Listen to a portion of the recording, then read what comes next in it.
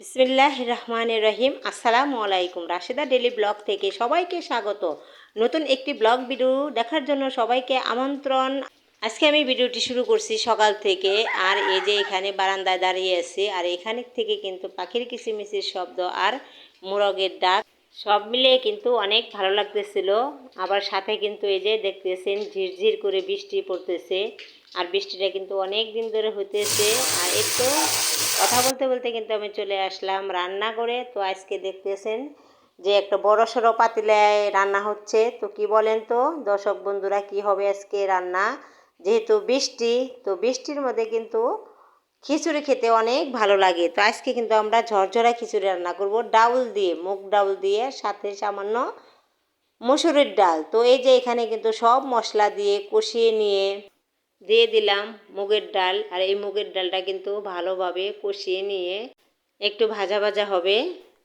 তো এখন কিন্তু এই যে ভালো করে মশলা যত আছে সব মশলা দিয়ে এই ডাউলটা কিন্তু ভালো করে কষিয়ে নেওয়া হবে।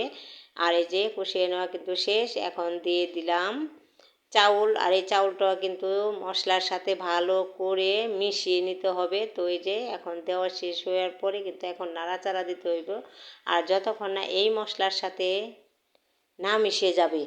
অবশেষে কিন্তু এই যে চাউলটা ভাজা ভাজা হয়ে গেছে, আর সব মশলা দিয়ে কষানো শেষ। তো এই যে এখন দিয়ে দিল পানি, কারণ এই পানিটা না দিলে তো সিদ্ধ হবে না। আর ঝরঝরা খিচুড়ি যেহেতু পানি একটু মাপ করে দিতে হবে, যাতে বেশি তেলটালা না হয় আবার শক্ত শক্ত না থাকে। তো পরিমাণ মতো পানি কিন্তু এখানে দিয়ে দেওয়া হলো। তো এখন আবার ভালো করে লাড়াচাড়া করে দিয়ে তারপরে কিন্তু ঢেকে দেওয়া হবে।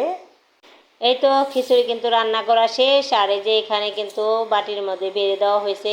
তো খিচুড়িটা কেমন হলো দর্শক বন্ধুরা কমেন্টে জানাইবেন। তো এখন আবার রান্না করা হবে গরুর মাংস। আর আমি তো সবসময় জানিনি সব কিছু মাখায় ছাকাইয়া দিয়ে রান্না করি। তো ওই রকম কিন্তু আমার ছেলের বউ ওই রকমই শিখছে। তো ওই কিন্তু আমাকে সব কিছু মাখাইয়া ধুইয়া টুইয়া পরিষ্কার কইরা দিছে। তো এই যে দেখেন চুলাতে বসাই দিলাম, আর এখন খেলে আমি একটু লাড়াচাড়া করব।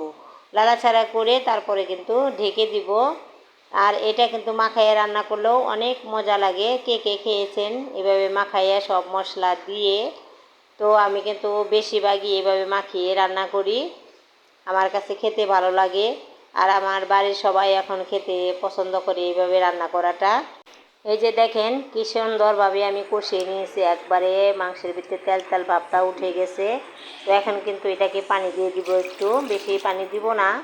তো এই যে এখন পানি দিয়ে ভালো করে একটু লাড়াচাড়া করে দিয়ে আর কয়েকটা বলক আনিয়ে তারপরে কিন্তু নামিয়ে নেব। আর এইভাবে কিন্তু রান্না করে খিচুড়ি যেহেতু খাবো, তার জন্য বেশি ঝোল দিলাম না, এরকম মাখা মাখা ঝুলি থাকবে। তো এই যে লাড়াচাড়া করে দেই, তারপরে কিন্তু ঢাকনা দিয়ে ঢেকে দিব। আর হয়ে যাবে আজকের রান্না বান্না গরুর মাংস আর খিচুড়ি। রান্না বান্না শেষ করে চলে গেলাম একটু রাস্তায়, যে সবাই বলতেছে পানি নাকি উঠেছে রাস্তায়। তো দেখলাম সত্যি তো অনেক পানি। এটা কিন্তু নদীর পানি না, এটা বৃষ্টির পানি, এরা এভাবে জমছে। আর ড্রেন আছে, ওটাও মনে হয় ভরে গেছে নাকি। আর এত পানি দেখছেন, একটু পাড়াইতে আছি পানিগুলা। আর এই পানি দেখে কিন্তু আমার চট্টগ্রামের বা উত্তর এলাকায়, যে উত্তর দিকে যে যারা যে বাড়িগুলা যারা বন্যায় ভাসতেছে, তাদের কথাই কিন্তু মনে পড়ে গেল যে আমরা সামান্য একটু রাস্তার মধ্যে পানি, তাই অনেক কষ্ট করতেছে, রাস্তায় বের হওয়া যায় না। আর একটা রিক্সাও আসে না, বাজারে গেলেও যাওয়া যায় না, অনেক কষ্ট হয় যাইতে।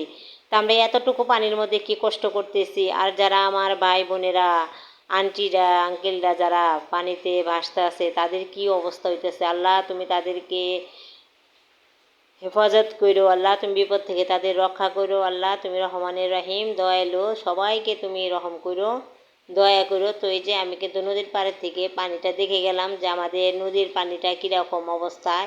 তো দেখলাম আমাদের নদীর পানিও কিন্তু স্রোত অনেক আর বাড়তেও আছে। তো দেখে কিন্তু আবার এই যে আমি বাড়ির দিকে চলে যেতেছি। দেখেন এই যে মুরগিগুলা ভিজা একবারে থুয়াই গেছে গা, এত বৃষ্টি, এগুলা কি করব বলেন? এই থাকার মতো কোনো আছে, জায়গা আছে? মুরগিগুলোরও আর কি বিপদ। আমার আজকের ভিডিও যারা দেখতে দেখতে এই পর্যন্ত চলে এসেছিলেন, তাদের যদি আমার এই ভিডিওটি একটু হলেও ভালো লেগে থাকে, তাহলে প্লিজ সবাই একটি লাইক দিয়ে আমার ভিডিওটি কন্টিনিউ করবেন। আর আপনাদের ছোট্ট একটি লাইক আমাকে আরও একটি ভিডিও তৈরি করার উৎসাহ যোগায়, আর আপনার মতো আরও 10জন মানুষের কাছে আমার এই ভিডিওটি পৌঁছাতে সাহায্য করে।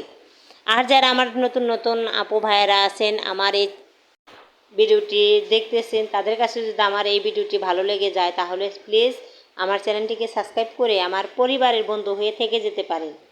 আর পাশে থাকা অল অপশন চালু করে রাখুন। আমি যখনই ভিডিও আপলোড করব নোটিফিকেশন পৌঁছে যাবে আপনার কাছে। আপনি আপনার সময় মতো আমার এই ভিডিওটি দেখে নিতে পারবেন। খিচুড়ি গরুর মাংস তো রান্না করা শেষ হলো, তো এখন কি রান্না করব বলেন তো? এই যে সামনে তো 2 হাঁড়ি দুধ আছে। হ্যাঁ, ঠিক ধরেছেন, আজকে আমি রান্না করব নিজে হাতে বানানো সেমাই আর এই দুধ দিয়ে।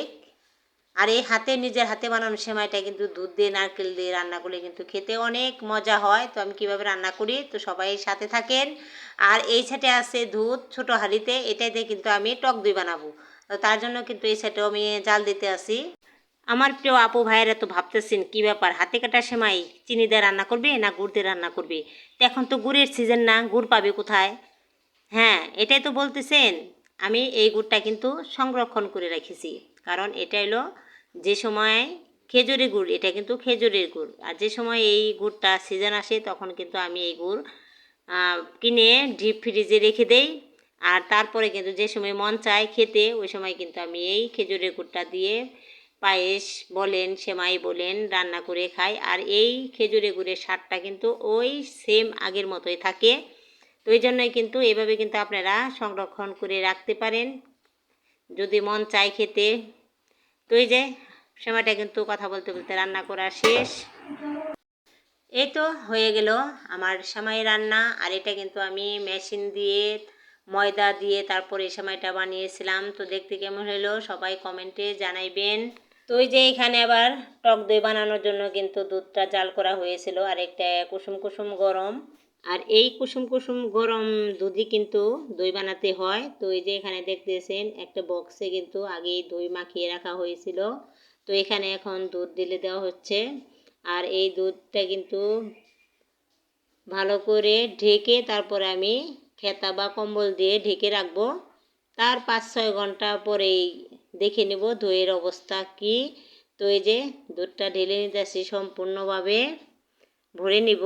আর আমি কিছু কমেন্ট ও লাইক নিয়ে কথা বলবো। আমার এই ভিডিওতে যে কয়জনই ভিউ হয়, লাইক কিন্তু হয় না, কমেন্ট হয় না। তো সবাই কমেন্ট করবেন, লাইক করবেন। আর যাদের, আমি তো বারবারই বলতেছি, আমার ভিডিও যদি ভালো লাগে তাহলে দেখবেন, আর ভালো লাগলেই কমেন্ট করবেন, খারাপ হলেও কমেন্ট করবেন। এটা কিন্তু আমার একটা বড় উপকারে আসে, বুঝছেন? তো এই যে কথা বলতে বলতে কিন্তু দইটা হয়েই গেছে। তো এই যে এখন দইয়ের মোকাটা খুলতেছে। তো এটা কিন্তু খুলতে আসে না, তো অনেক কষ্ট করে খুললো। তো এই যে দেখেন টক দইটা কিন্তু এই যে হয়ে গেছে, দেখছেন কি সুন্দর কালারটা আসছে। সবাই কিন্তু আজকে কমেন্ট করে জানাবেন যারা যারা ভিডিও দেখবেন যে আজকের খিচুড়ি গরুর মাংস কেমন হলো, দইটা কেমন হলো, আর সেমাইটা কেমন হইলো। তো সবাই কমেন্ট করবেন। আর কেউ প্লিজ স্কিপ করে দেখবেন না, স্কিপ করে দেখলে কিন্তু ভিডিওর অনেক বড় ক্ষতি হয়ে যায়।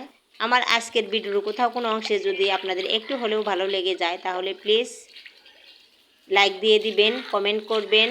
আর যদি ভালো না হয় কমেন্ট করবেন তাও, কারণ আমি ভালো করার চেষ্টা করব, আপনাদের মাঝে ভালো ভালো ভিডিও উপহার দেওয়ার চেষ্টা করব।